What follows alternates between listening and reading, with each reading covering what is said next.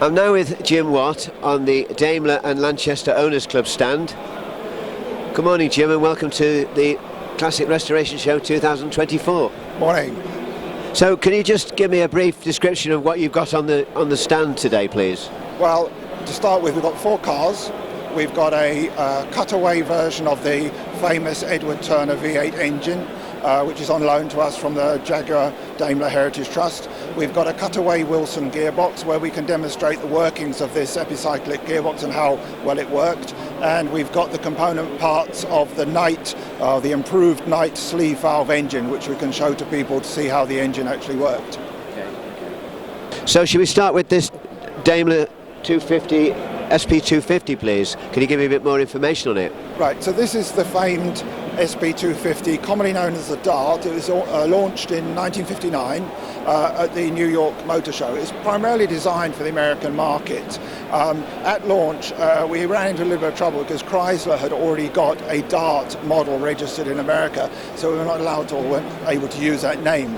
But in this country, and it's commonly known as the SP250, it's a very popular car. It's a fiberglass body, which was quite pioneering for the time, and it's also powered by the Edward Turner V8 engine. So is that the reason why the name Dart disappeared then? It disappeared legally, yes, but it was commonly referred to. Many people still call it the Dart, but it was not allowed to be launched as a model called as a Dart. It's the SP250. And this is a 1960 model? This is the 1960 model. Yeah, it was launched in 1959 in New York. It was primarily designed for the American market.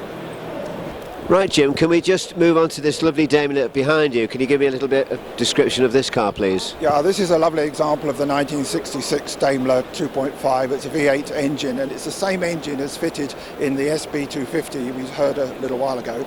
And this, after Jaguar bought Daimler in 1960, they had already got the Jaguar Mark II, and they decided to fit the V8 engine, the Edward Turner engine, into this model. So this became the upmarket Jaguar Mark II, which is the Daimler V8 250, 2.5 litre.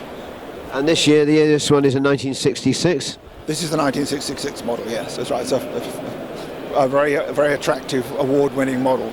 Well, they were very... there was a lot of them on televisions, weren't they?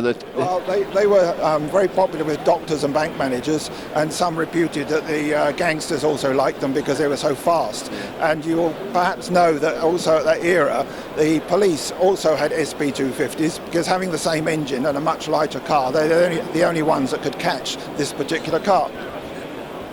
Right, Jim, can we just have a little bit of discussion and a talk about the history of this lovely Daimler Empress, please? Yeah, this is the Daimler Empress, first registered in 1950. The car was launched at the Earls Court Motor Show in 1949. It's based on a DB18 chassis, which is the same as the Barker Special Sports, but this has got a Hooper body on it, the coach builders being Hooper.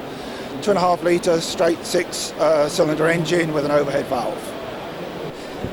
So, Jim, this car here that's being restored on the stand, can you give me some info on this? Yeah, this is being restored on the stand by the owner, who's here today. It's a 1927 Daimler 35-120 that depicts the 2 different kinds of horsepower ratings, and it's a Landaulet Deluxe car, which is fairly unique in the sense that it's one of the sleeve valve powered cars. This was the Knight Sleeve Valve engines were designed by the American Knight, and Daimler then went on to improve them, and they're quite unique in the way that they were the predecessors to poppet valves, and much quieter and smoother. They had their limitations, and they're quite complex, but they are a very smooth running engine. This is a 5 litre 750cc engine, straight 6 with a single carburetor, and as I say, it's being restored on the show today by the owner.